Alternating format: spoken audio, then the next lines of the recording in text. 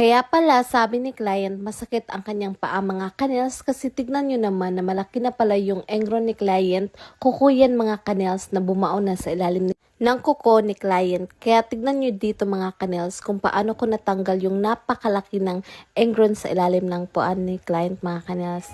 Mahirap talaga yung mga ganito mga kanels, yung mga iniwan nyo or kinat na hindi tinuloy kinuha dito sa ilalim mga kanels. Kadalasan talaga kasi merong mga ganito na kinakat talaga nila, hindi nila kinukuha lahat yung kuko sa ilalim. Kadalasan, ito yung dahilan kung bakit namamaga yung paa ni client mga kanels kasi ito yung kuko na iniwan dito. Lalaki ito mga kanels pa ilalim. Pag hindi ito nakuha, masakit talaga ito. Kaya mabuti na lang nagpalinis agad si client pero malaki na yung kuko niya mga kanels. Buti na lang ay natanggal natin ito at satisfied si client kasi hindi na masakit yung paa niya pag nahahawakan. At tignan nyo kung gaano kalaki yung engron na natanggal natin at take note mga kanels sa ilalim pa nito.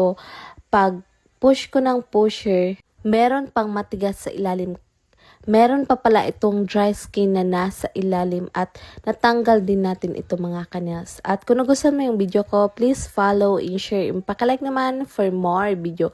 At sa mga taong palagi na share ng mga video ko, thank you so much guys and God bless all!